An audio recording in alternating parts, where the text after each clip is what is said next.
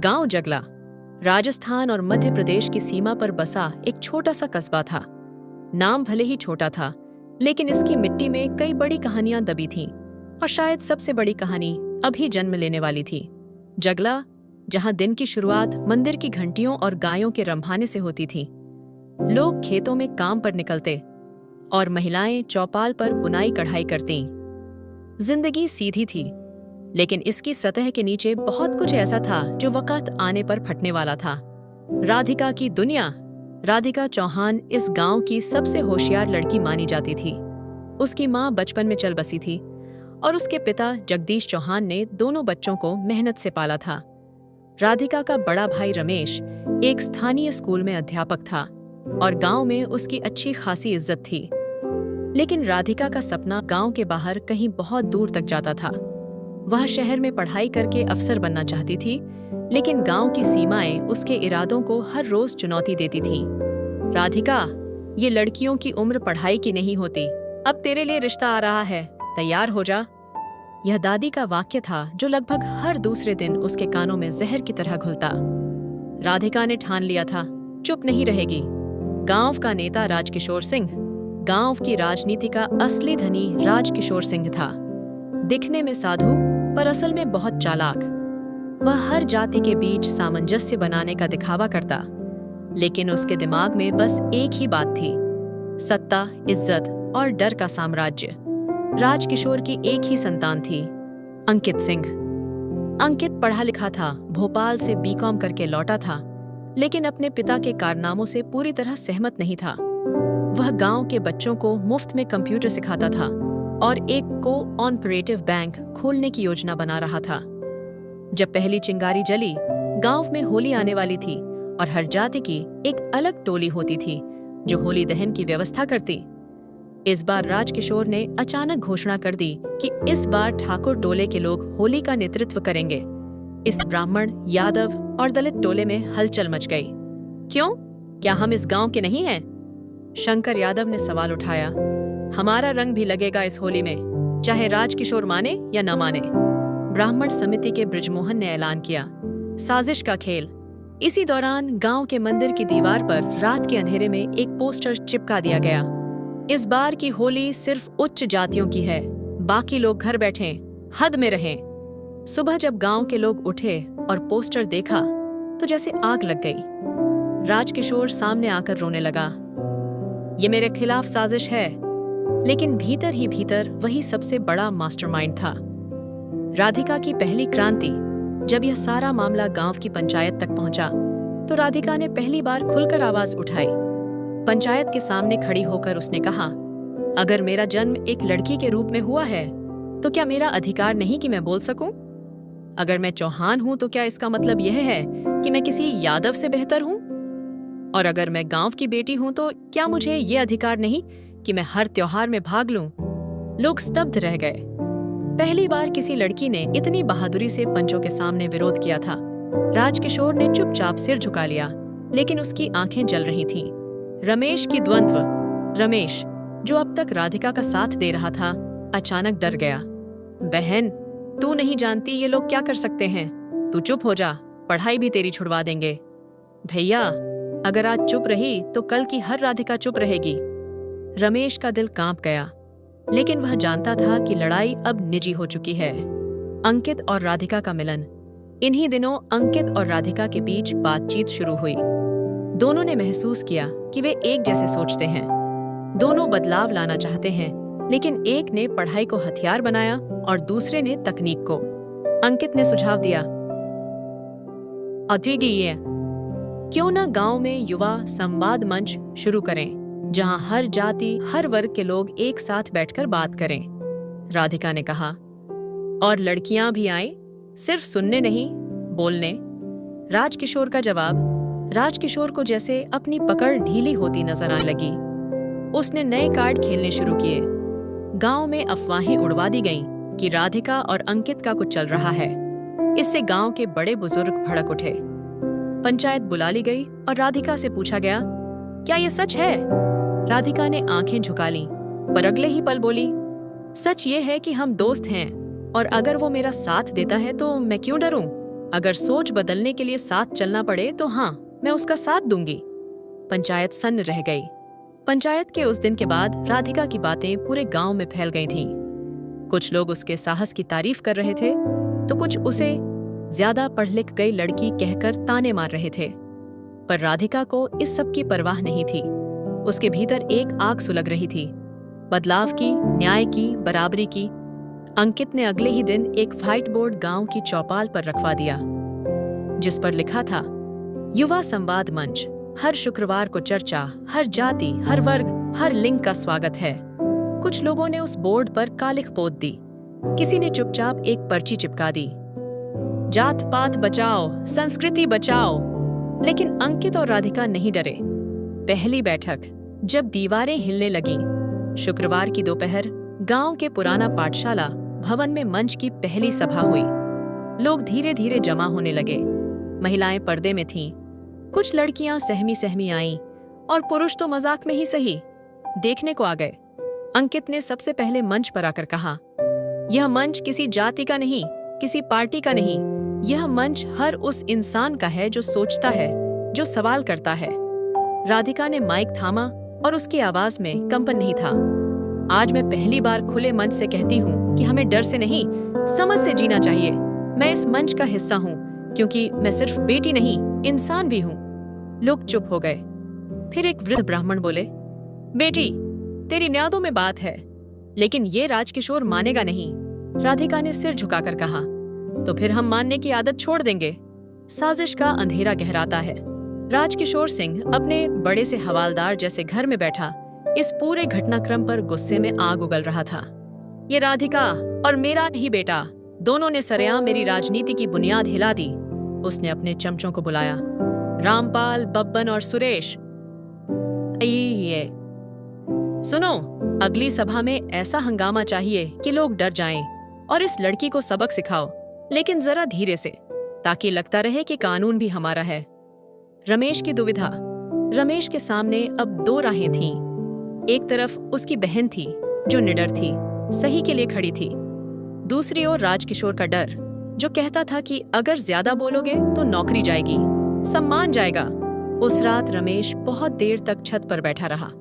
माँ की पुरानी तस्वीर हाथ में थी और वो बुदबुदाया, माँ, राधिका तेरी तरह हिम्मती है, लेकिन क्या ये गांव उसे जीने देगा? सुबह होते ही रमेश ने फैसला लिया, वह मंच की अगली सभा में जाएगा और अपनी बहन के साथ खड़ा रहेगा। दूसरी सभा तूफान का आरंभ। इस बार सभा में भीड़ और बड़ी थी, लेकिन माहौल में हल्की बेचैनी थी। कुछ अजनबी चेहरे भी थे जिन्हें गांव के लोग नहीं पहचानते थे। मंच की शुरुआत रमेश ने की। मैं अध्यापक हूँ और मेरा काम सिर्फ गणित साइंस पढ़ाना नहीं है, इंसानियत सिखाना भी है। आज मैं अपनी बहन के साथ खड़ा हूँ और आप सबके साथ भी। अगर आप सच्चाई के साथ हैं। तालियां बजीं, लेकिन तभी बब्बन नाम का गुंडा मंच के पास आया और जोर से बोला, ये सब नाटक बंद करो, औरतों को क्या जरूरत है यहाँ आने की? राधिका ने माइक लिया, नाटक तो तुम कर रहे हो, औरत को अगर जगह नहीं दोगे तो एक दिन ये मंच तुमसे छीन लेगी। बब्बन ने एक पत्थर उछाला जो राधिका की ओर आया, लेकिन अंकित ने पकड़ लिया। सभा में भगदड़ मच गई। राधिका और अंकित किसी तरह बाहर निकले। पीछे रमेश ने देखा, राजकिशोर दूर खड़ा सब देख रहा था और मुस्कुरा रहा था। पहली शिकायत पुलिस से सामना। राधिका ने थाने में शिकायत दर्ज करवाई। एसएचओ रघुवंशी पहले तो हंसा, बहन जी, गांव में तो ऐसा चलता रहता है, औरतों पर पत्थर चलना भी चलता रहता है। उसकी मुस्कान गायब हो गई। अंकित ने साथ में वीडियो दिखाया जो सभा में एक लड़के ने बना लिया था। एसएचओ को मामला गंभीर लगा, लेकिन राजकिशोर की धमकी का भी डर था। आखिर उसने बब्बन और रामपाल को पकड़ लिया, एक रात के लिए। पर अगले दिन सुबह दोनों बाहर थे। गांव दो हिस्सों में बंटा। अब जगला दो भागों में बंटने लगा था। एक तरफ वे लोग जो राधिका और अंकित को सपोर्ट कर रहे थे, जिनमें किसान, मजदूर, पढ़े लिखे युवक युवतियां थे। दूसरी तरफ वे जो सत्ता, जाति और डर की राजनीति को बचाना चाहते थे। राजकिशोर ने नई चाल चली, कहानी फैलाई कि राधिका और अंकित शादी करने वाले हैं और मंच सिर्फ दिखावा है। राधिका के घर के बाहर दीवार पर लिखा गया, चौहान की बेटी अब ठाकुरन बनेगी। रमेश ने पूछा, लेकिन दिल से ये कलंक मिटा नहीं सका। राधिका का जवाब क्रांति का बीज। अगली सभा रद्द नहीं हुई, बल्कि और बड़ा आयोजन रखा गया। इस बार पंचायत भवन के सामने राधिका ने वहां मंच पर खड़े होकर कहा, मैं किसी ठाकुर की बहू नहीं बनना चाहती। मैं इस गांव की पहली जिम्मेदार नागरिक बनना चाहती हूँ। मेरा रिश्ता उस सोच से है जो बराबरी की बात करती है, और अगर मेरा सपना डर से छोटा होता तो मैं कभी बोलना नहीं सीखती। लोग स्तब्ध थे। एक वृद्ध दलित महिला खड़ी हुई, बिटिया, तेरा साथ है, तू बोल, हम तेरे पीछे हैं। 9वें अंकित का विद्रोह अपने पिता से। राजकिशोर आया, तभी उसे छोड़ा गया। राधिका बाहर आई। आंखों में आंसू नहीं थे, बस आग थी। अगर मेरी आवाज डर से चुप करानी थी तो भूल गए आप कि अब मैं डर नहीं, हिम्मत हूं। गांव का असली रहस्य। इन्हीं दिनों अंकित को एक पुरानी जमीन के दस्तावेज मिले। उसके दादाजी गांव के राजस्व अधिकारी थे। उन्होंने पटवारी खाते की एक कॉपी अपने पास रखी थी। अंकित ने देखा, गांव के मंदिर की जमीन, जिस पर अब तक राजकिशोर का कब्जा था, असल में एक दलित ट्रस्ट की संपत्ति थी। वह दंग रह गया। उसने तुरंत यह दस्तावेज राधिका को दिखाया। दोनों ने तय किया कि अगली सभा में यही मुद्दा उठेगा। चौथी सभा भूमि सत्याग्रह। सभा के केंद्र में एक तख्ती टंगी थी। मंदिर किसका? मंदिर सबका। अंकित ने दस्तावेज पढ़कर सुनाए। लोग हक्का बक्का थे। ब्राह्मण, दलित और ओबीसी वर्ग के लोग आपस में देख रहे थे। फिर भीड़ में से एक बुजुर्ग खड़ा हुआ। हमने तो ये जमीन हमेशा ठाकुरों की मानी थी। कन्नी की आत पे छिनुपी थी। राधिका बोली, हमने मान लिया, इसलिए वो राजा बन गए। अब सवाल करो तो जवाब देना उनकी मजबूरी होगी। लोगों ने तालियां बजाईं, लेकिन अब साजिश और गहरी हो गई थी। धमकी और आग। अगली रात अंकित के कोचिंग सेंटर में आग लगा दी गई। लैपटॉप, प्रोजेक्टर, किताबें सब जलकर राख हो गए। फायर ब्रिगेड को देर से बुलाया गया। किसी ने देखा कि राजकिशोर के आदमी देर रात वहां घूम रहे थे। अंकित चुपचाप खड़ा रहा, सेंटर की राख को देखता रहा। राधिका ने उसका हाथ थामा। हमारी सोच नहीं जली, आग ने बस चीजें छीनी हैं, हौसला नहीं। कोर्ट का दरवाजा। अब अंकित और राधिका ने वकील से संपर्क किया। मंदिर की जमीन का मामला अदालत में गया। मामला दर्ज होते ही राजकिशोर के पास समन पहुंचा। गांव में चर्चा फैल गई। अब अदालत फैसला करेगी कि मंदिर ठाकुरों का है या जनता का। राजकिशोर ने पंचायत बुलाई और कहा, अगर ये लड़का और लड़की अदालत ले जाएंगे सब कुछ, तो कल घर भी हमारी नहीं रहेगी। वह भीड़ को भड़काने लगा। मौत की धमकी। एक रात राधिका को फोन आया, अगर अगली सभा की तो तेरा चेहरा ही नहीं बचेगा दिखाने लायक। राधिका कांपी, लेकिन डर को खुद में उतरने नहीं दिया। उसने जवाब दिया, तुम चेहरा जला सकते हो, सोच नहीं, और सोच ही असली खूबसूरती है। अगली सुबह रमेश ने उसकी चौखट पर एक पुराना बैग रखा जिसमें कॉलेज की किताबें थीं। जा बहन, जो तुझसे जल रहे हैं वो तुझे रोक नहीं पाएंगे। अब तेरा भाई सिर्फ अध्यापक नहीं, क्रांतिकारी भी है। राधिका रोई पहली बार। राज्य के जिला कोर्ट में वह दिन जैसे इतिहास में दर्ज हो गया था। एक गांव की एक लड़की और एक युवा लड़का पूरे सिस्टम के खिलाफ खड़े थे। अदालत के गलियारे में कुछ वकील हंस रहे थे। गांव की जमीन के लिए इतना तमाशा? ये सिर्फ शौक है या सच में इरादा है? लेकिन राधिका और अंकित की आंखों में ठहराव था। उनके पास न कोई बड़ा वकील था, न पैसे की ताकत, पर जो था वो शायद सबसे बड़ा था, सच और साहस। उनके वकील मधुसूदन पांडे एक उम्रदराज, ईमानदार अधिवक्ता थे। उन्होंने जब कोर्ट में पहली दलील रखी तो पूरे कोर्ट रूम में सन्नाटा छा गया। माननीय न्यायालय, इस मुकदमे में सिर्फ जमीन नहीं, पीढ़ियों का न्याय दांव पर है। यह उस सोच की परतें खोलने का प्रयास है जिसने मंदिर को भक्ति का नहीं, सत्ता का साधन बना दिया है। राजकिशोर के वकील ने विरोध किया, ये भावनाओं का मामला नहीं, दस्तावेज की तकनीकी गलती का सवाल है। लेकिन कोर्ट ने सुनवाई की अनुमति दे दी। दूसरे गांव में चर्चा की आंधी। अदालत में केस दर्ज होते ही झगड़ा में हलचल मच गई। एक तरफ वो लोग थे जो कहने लगे, अगर मंदिर सबका हो गया तो हमारी इज्जत कहाँ जाएगी। दूसरी ओर वो थे जो कहते, पहली बार किसी ने सवाल तो उठाया है, वरना हम तो बस चुप रहते थे। रमेश अब खुलकर अपनी बहन के साथ था। उसने स्कूल में बच्चों को सिखाना शुरू किया कि संविधान सबके लिए बराबर है और जाति कोई पहचान नहीं, बस एक जंजीर है। लेकिन इस परिवर्तन की हवा से सबसे ज्यादा गुस्सा आया राजकिशोर को। 3. राजकिशोर की अंतिम चाल, नया चुनाव और नफरत की खेती। राजकिशोर ने गांव में खुला ऐलान किया कि वो 2 महीने बाद पंचायत प्रमुख का चुनाव लड़ेगा और इस बार वो इसे संस्कृति और परंपरा बचाओ आंदोलन की तरह पेश करेगा। उसने धार्मिक यात्राएं निकलवानी शुरू की, हर चौराहे पर धार्मिक भाषण, जय संस्कृति के झंडे और हर गली में जाति की बात। फिर उसने एक और कदम उठाया, एक नई युवती को सामने लाया जिसे वह गांव की असली बेटी कहने लगा। उस लड़की का नाम था चित्रा सैनी, जो कभी राधिका की सहेली थी। राजकिशोर ने उसे मंच का चेहरा बनाया और कहा, राधिका ने गांव की मर्यादा को तोड़ा, अब चित्रा हमारी मर्यादा बचाएगी। चित्रा ने शुरुआत में इनकार किया, लेकिन पैसों, वादों और पिता की नौकरी की धमकी ने उसे मजबूर कर दिया। 4. मंच टूटा नहीं और मजबूत हुआ। युवा संवाद मंच अब सिर्फ एक संवाद नहीं, जनांदोलन बन चुका था। लोग बाहर से आने लगे, वकील, सामाजिक कार्यकर्ता, पत्रकार और कई छात्र संगठनों ने समर्थन देना शुरू किया। अंकित और राधिका ने घोषणा की, 15 अगस्त को स्वतंत्रता दिवस के दिन नवजागरण रैली निकाली जाएगी, गांव के हर घर तक, हर जाति तक। राजकिशोर ने तिल मिलाकर जवाब दिया, जो रैली निकलेगी वो सिर्फ देश के लिए नहीं, धर्म और जाति की रक्षा के लिए भी निकलेगी, और अगर किसी ने रोका तो अंजाम बुरा होगा। 5. धमकी से नहीं, तैयारी से डर। राधिका अब सीधी धमकियों से नहीं डरती थी, लेकिन चिंता इस बात की थी कि कहीं भीड़ हिंसा पर न उतर आए। अंकित ने सुरक्षा के लिए प्रशासन को लिखा।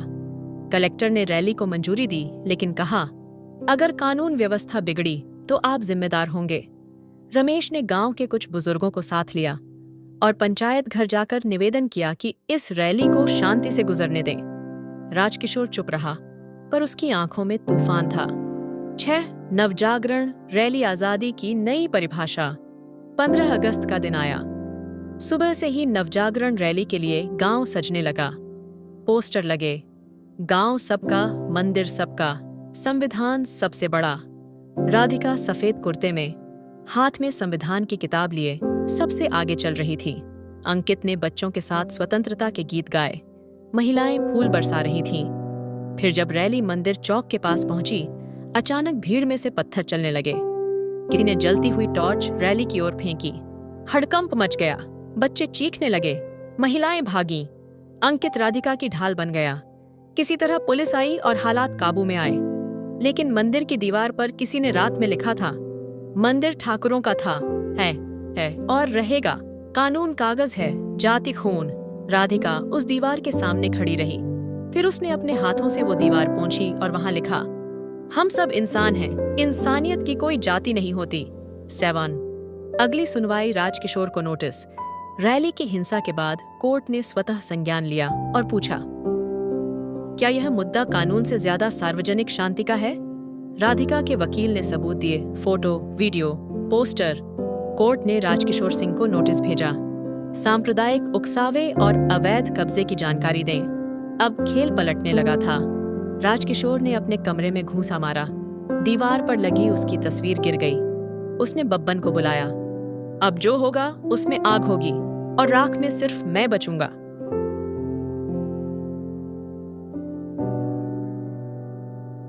समझा?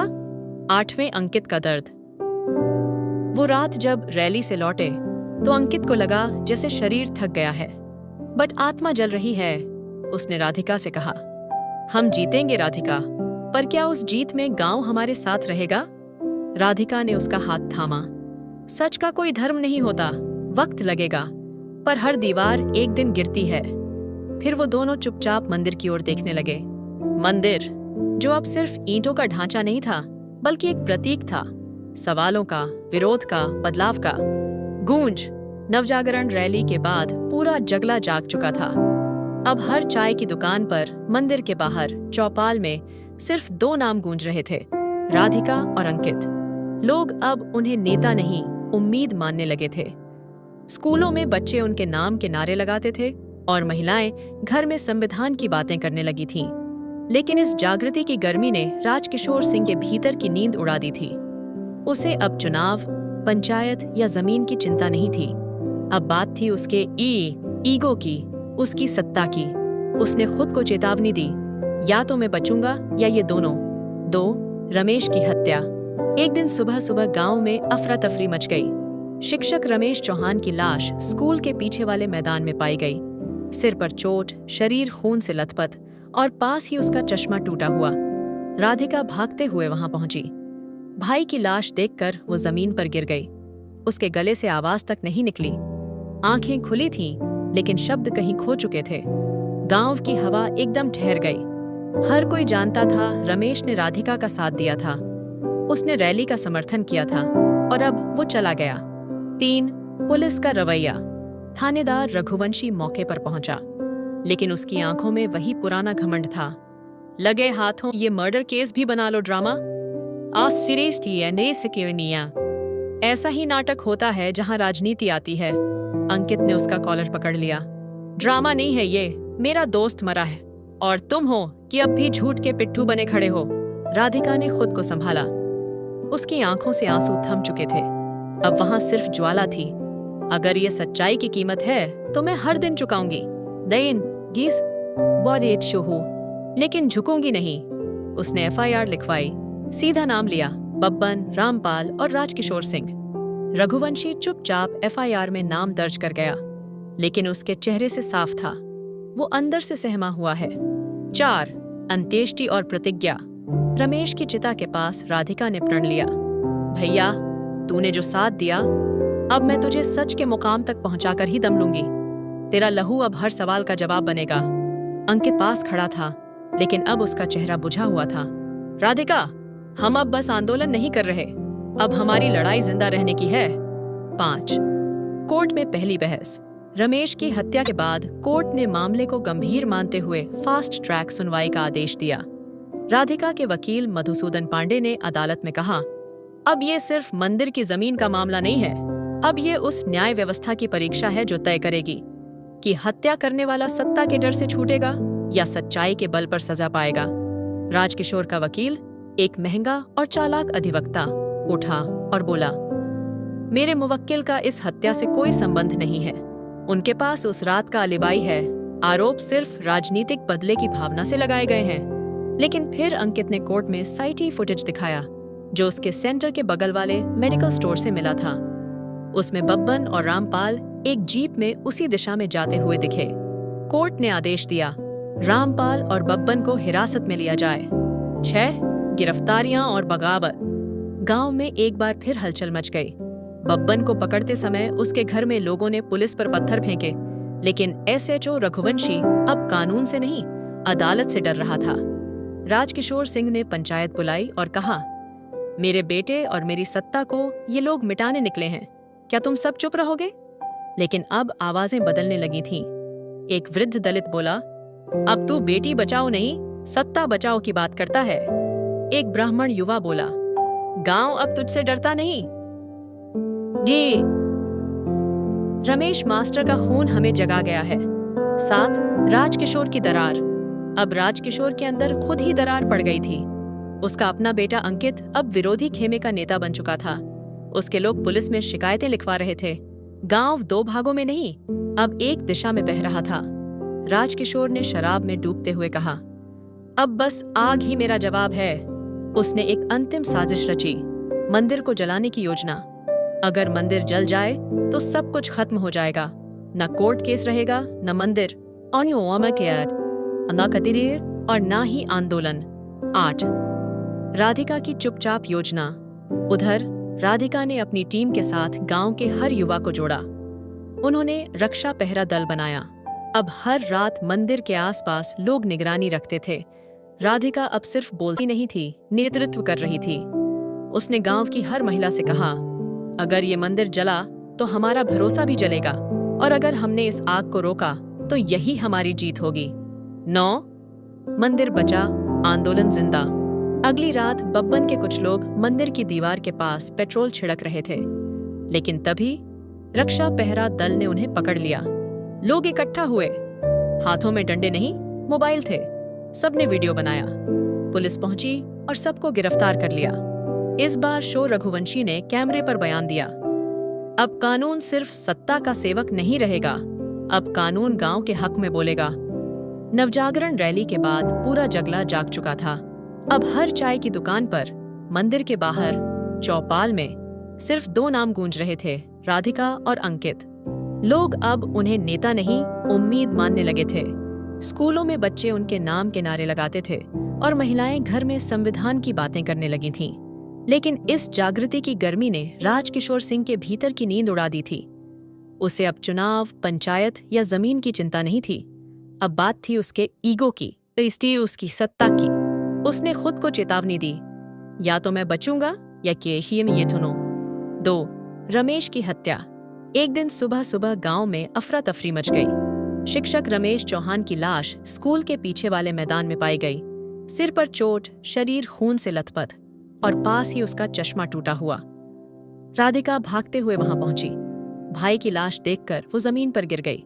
उसके गले से आवाज तक नहीं निकली। आंखें खुली थीं, लेकिन शब्द कहीं खो चुके थे। गांव की हवा एकदम ठहर गई। हर कोई जानता था रमेश ने राधिका का साथ दिया था, उसने रैली का समर्थन किया था और अब वो चला गया। 3. पुलिस का रवैया। थानेदार रघुवंशी मौके पर पहुंचा, लेकिन उसकी आंखों में वही पुराना घमंड था। लगे हाथों ये मर्डर केस भी बना लो ड्रामा।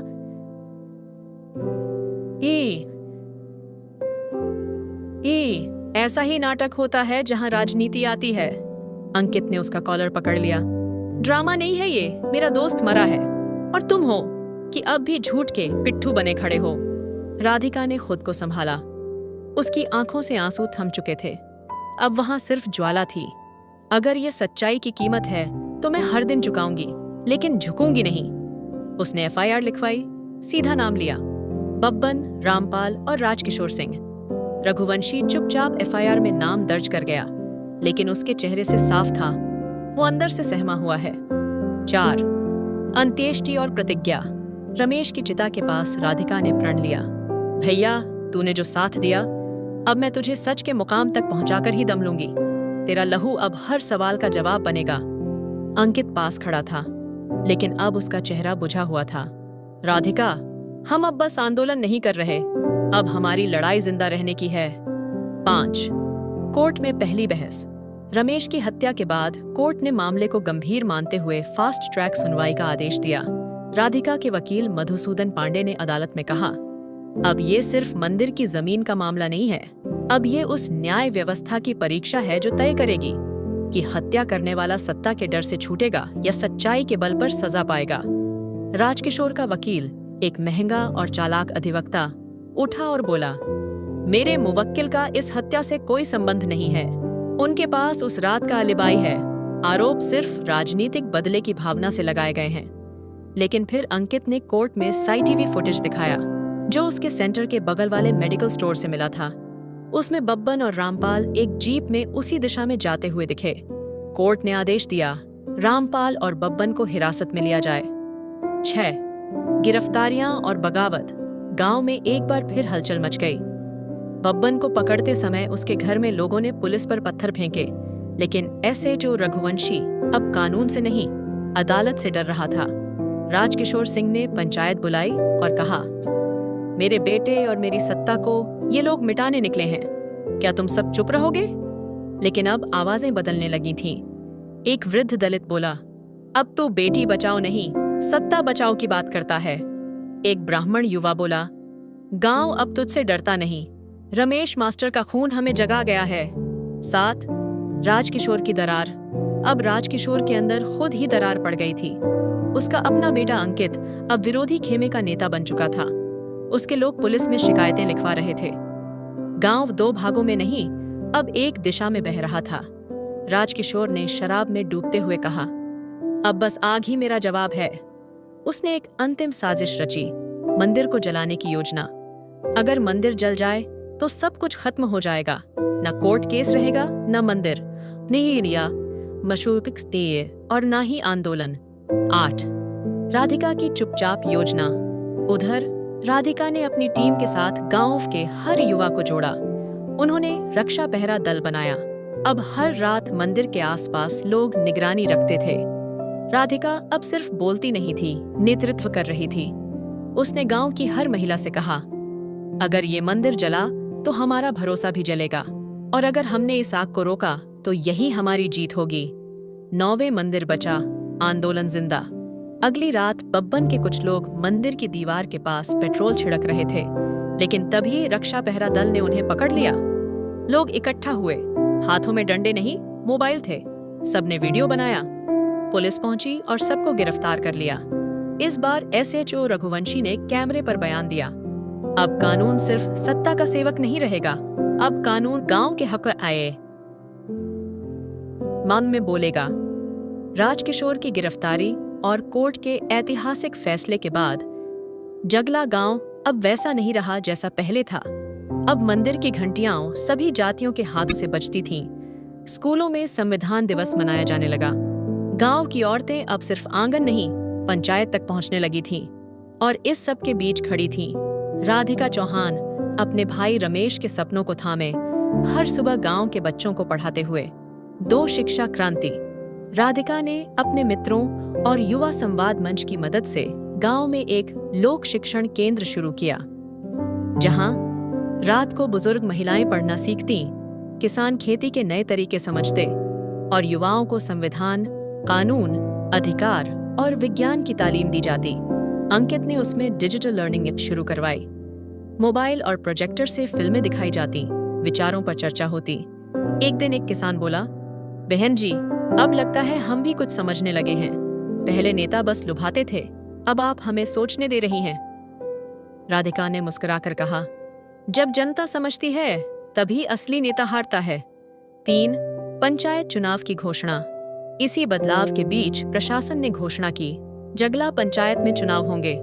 यह खबर गांव के हर कोने में बिजली की तरह फैल गई। पिछली बार राजकिशोर निर्विरोध जीत गया था, लेकिन अब उसकी कुर्सी खाली थी और लोगों की निगाहें एक ही नाम पर थीं, राधिका चौहान। लेकिन राधिका ने तुरंत कहा, मैं चुनाव नहीं लड़ रही, मेरा काम सिखाना है, शासन चलाना नहीं। अंकित ने समझाया, पर अगर सत्ता को सिखाना है तो कुर्सी पर बैठना ही पड़ेगा। गांव की महिलाओं ने एक प्रतिनिधि मंडल भेजा। आप न लड़ेंगी तो हम किस पर भरोसा करें? बच्चों ने तख्तियां बनाई, हमारी दीदी, हमारी नेता। राधिका सोच में पड़ गई। 4 राधिका का निर्णय। कई रातों की उलझन के बाद वह मंदिर के सामने बैठी रही, वहीं जहां एक दिन वो चुपचाप रोई थी जब भाई की हत्या हुई थी। अब वो रो नहीं रही थी, बस सोच रही थी। फिर उसने मंच पर आकर घोषणा की, मैं चुनाव लड़ूंगी, बट एक शर्त पर। यह चुनाव मेरी नहीं, विचारों की लड़ाई होगी। अगर मैं जीती तो मेरी तनख्वाह हर महीने गांव की लड़कियों की शिक्षा में जाएगी। लोगों ने तालियां नहीं, आंसू दिए, सम्मान के। 5 विरोधियों की चाल। राधिका के मैदान में उतरते ही पुराने प्रभावशाली लोगों को झटका लगा। चित्रा सैनी, जो अब महिला शिक्षा केंद्र चला रही थी, कई लोगों की आंख में खटक रही थी, क्योंकि वो अब राधिका के समर्थन में प्रचार कर रही थी। कुछ चरमपंथी वर्गों ने अफवाहें फैलानी शुरू की। राधिका धर्म विरोधी है, मंदिर की राजनीति को नीचा दिखाती है, वो शादी नहीं कर रही क्योंकि उसका एजेंडा कुछ और है। अंकित को टारगेट किया गया। ब्राह्मण होकर एक दलित लड़की का प्रचार कर रहा है। लेकिन इस बार गांव बांट नहीं रहा था, बल्कि पहले से अधिक एकजुट हो रहा था। 6 जन अभियान। राधिका ने चुनाव प्रचार को अभियान की तरह चलाया। उसने किसी दीवार पर पोस्टर नहीं चिपकाया, कोई गाड़ी नहीं निकाली, कोई नारों का शो नहीं किया। बस हर घर में जाकर चुपचाप पूछा, आपकी बेटी क्या बनना चाहती है? और फिर एक किताब थमा दी। बुजुर्गों से कहा, आपने बहुत साल दिए गांव को, अब गांव को थोड़ा बदलाव देने दीजिए। बच्चों से पूछा, अगर मैं जीत गई तो पहले क्या बदलें? एक बच्ची बोली, स्कूल में पंखा लगवा दीजिए ना। राधिका हंस पड़ी, जरूर बेटा, सबसे पहले वही होगा। 7 चुनाव का दिन। गांव में सन्नाटा था, लेकिन हवा बोल रही थी। लोग चुपचाप वोट डालने आ रहे थे। कोई न दबाव था न डर। पहली बार बुजुर्ग महिलाएं खुद चलकर मतदान केंद्र गईं। अगले दिन परिणाम आया। राधिका को 62% वोट मिले। इतिहास बन गया। वह पहली महिला बनी जिसे गांव की एकता, शिक्षा और संविधान के नाम पर चुना गया। 8 पंचायत का पहला दिन। राधिका ने कुर्सी पर बैठने से पहले सबसे पहले एक बात कही, ये कुर्सी अब विचारों की है, न कि जातियों की। इसमें सिर्फ सेवा होगी, सत्ता नहीं। उसने पंचायत भवन की दीवार पर लिखा, हम गांव को नहीं, गांव हमें चलाएगा। पहला प्रस्ताव पास हुआ। गांव की हर बच्ची की मुफ्त पढ़ाई, हर घर में पुस्तकालय की शुरुआत, मंदिर में समान प्रवेश और साफ सफाई के लिए हर जाति की समिति। 9 अंकित और राधिका नई दिशा। अब अंकित गांव के बाहर जाकर रूरल लीडरशिप एंड लॉ की पढ़ाई शुरू करने जा रहा था। विदाई से पहले उसने राधिका से पूछा, क्या तू अब नेता बन गई है? राधिका मुस्कुराई, नहीं अंकित, मैं अब वो खेत बन गई हूं जहां हर बीज सोच का होगा। अब तू भी उगने जा रहा है, दूर आए नी, पर जब लौटेगा तो इस गांव में संसद जैसी समझ मिलेगी। अंकित झुककर उसके पैर छूता है। एक दिन तू सिर्फ सरपंच नहीं, इस राज्य की आवाज बनेगी। राधिका अब जगला पंचायत की आधिकारिक सरपंच बन चुकी थी, लेकिन उसके पहले दिन से ही यह साफ था कि यह पद उसके लिए शासन नहीं बल्कि जिम्मेदारी है। पंचायत भवन का नाम बदला गया, अब वह समता सदन कहलाता था। हर शनिवार को जन संवाद सभा होती, जहां कोई भी आकर खुलकर अपनी बात कह सकता था। राधिका ने 3 बड़े निर्णय पहले महीने में लागू किए। हर खेत के लिए सामूहिक सिंचाई योजना, स्कूलों में डिजिटल शिक्षा और लाइब्रेरी, गांव की लड़कियों के लिए निशुल्क साइकिल और मेंस्ट्रुअल हेल्थ किट। इन फैसलों ने पूरे जिले में हलचल मचा दी। दूसरे गांवों से लोग अब जगला देखने आने लगे। राधिका कहती थी, गांव दिखता नहीं, बदलता है, और जब बदलता है तो पूरी जमीन बदलती है। 2. महिलाओं का जागरण। अब जगला में महिलाएं सिर्फ चौके तक नहीं, चौपाल तक भी पहुंच गई थीं। राधिका ने महिला विकास समिति बनाई। इसके जरिए महिलाओं को बैंकिंग सिखाई गई, स्वरोजगार के लिए ट्रेनिंग दी गई और उन्हें पंचायत की बैठकों में निर्णय लेने का अधिकार मिला। एक महिला किसान बोली, पहले बैल खेत में चलता था, अब मैं चलाती हूँ, वो भी सोच के साथ। 3. विरोध और राजनीति का नया चेहरा। इतने बदलावों के बीच पुराने सिस्टम के लोग चुप नहीं थे। राज्य के एक पुराने विधायक शंकरलाल मिश्र, जो राजकिशोर सिंह के राजनैतिक गुरु रहे थे, ने टिप्पणी की, गांव की लड़की को सर पर बिठाना ठीक नहीं। आज गांव संभाल रही है, कल विधानसभा में बैठ जाएगी। राधिका को जब यह बात बताई गई तो उसने सिर्फ इतना कहा, अगर मेरी बात से उन्हें डर लग रहा है तो मैं सही कर रही हूँ। फिर अचानक एक प्रस्ताव आया। राज्य महिला पंचायत संघ की प्रमुख पद पर चुनाव होना था। राधिका को जिले से नामित कर दिया गया। अब वह प्रदेश स्तर की राजनीति में कदम रखने जा रही थी। 4. अंकित की वापसी। अंकित, जो रूरल लीडरशिप एंड लॉ की पढ़ाई कर रहा था, अचानक गांव लौट आया। उसके हाथ में एक शोध प्रोजेक्ट था, ग्राम स्वराज और नारी नेतृत्व, एक अध्ययन केस स्टडी, जगला। राधिका ने हंसकर कहा, अब तू मुझे पढ़ेगा? अंकित बोला, नहीं, अब तू किताब बन चुकी है, मैं सिर्फ पन्ने पलट रहा हूँ। फिर दोनों ने मिलकर गांव में युवा ग्राम संसद शुरू की शुरू की, जहां बच्चे और युवा हर सप्ताह एक विषय पर बहस करते। अब छोटे छोटे बच्चों के मुंह से सुनाई देने लगा, आरक्षण क्यों है? ग्राम सभा में बजट कैसे तय होता है? पानी किसका अधिकार है? 5वें राज्य सम्मेलन में राधिका, जब महिला पंचायत संघ का चुनाव हुआ तो पूरे राज्य से 400 से अधिक सरपंच उम्मीदवार आईं। राधिका सबसे छोटी उम्र की प्रतिनिधि थी, 26 साल, पर उसकी भाषण शैली, तथ्यपरक सोच और सादा लेकिन प्रभावी भाषा ने सबको चौंका दिया। उसने मंच से कहा, हमें सिर्फ महिला आरक्षण नहीं चाहिए, बल्कि महिला प्रशिक्षण भी चाहिए, नहीं तो ये आरक्षण केवल कुर्सी भरने का नाम रह जाएगा। तालियों की गूंज सुनाई दी और राधिका 87% वोट से प्रदेश महिला पंचायत संघ की अध्यक्ष बन गई। अब वह सिर्फ जगला नहीं, पूरे राज्य की गांवों की आवाज बन चुकी थी। 6 मीडिया और जनमत। राधिका अब अखबारों की सुर्खियों में थी। जगला की बेटी, नई राजनीतिक परिभाषा। जब विचार गांव से आते हैं तो संसद हिलती है। मीडिया वाले पूछते, क्या आप विधानसभा चुनाव लड़ेंगी? वो मुस्कुराकर कहती, अभी तो मैं खेतों में शिक्षा बो रही हूँ, विधान की फसल बाद में कटेगी। विपक्षी कहते, ये सिर्फ दिखावा है। लेकिन लोग कहते, दिखावा होता तो स्कूल में पढ़ा रही होती, ये बदलाव है। 7. रमेश की आत्मा। राधिका कभी कभी अब भी उस मैदान में चली जाती, जहां उसके भाई रमेश का शव मिला था। वह वहां बैठकर मिट्टी में उंगलियां घुमाती और बोलती, भैया, तेरी दीदी अब डरती नहीं, अब वो औरों को डर से आजाद करती है। एक बार वहां एक बच्चा आया, बोला, दीदी, मुझे भी सरपंच बनना है। राधिका ने उसकी आंखों में देखा और कहा, तू सरपंच नहीं, मुख्यमंत्री बनेगा। 8. सोच का प्रसार। अब जगला मॉडल को लेकर सरकार ने विचार किया कि इसे राज्य भर में लागू किया जाए। राधिका को बुलाकर विकास सचिव ने कहा, आप हमारी ग्राम विकास नीति में सलाहकार बनेंगी। राधिका बोली, अगर ये नीतियां सिर्फ कागज पर रहें तो मैं शामिल नहीं होंगी, लेकिन अगर हर महिला को निर्णय लेने का हक मिले तो मैं बिना कुर्सी के भी काम कर लूंगी। 9. अंत नहीं, एक नई शुरुआत। राधिका अब एक पद नहीं, एक विचार बन चुकी थी। हर गांव, हर महिला, हर युवा अब उसके जैसे बनने की इच्छा रखने लगा था। अंकित, जो कभी साथ खड़ा था, अब कहता था, मैं उसका साथी हूं और उसी की तरह बनना चाहता हूं। अब जगला सिर्फ नक्शे पर एक गांव नहीं, देश की दिशा बदलने वाला नाम बन चुका था। भाग 8 समाप्त।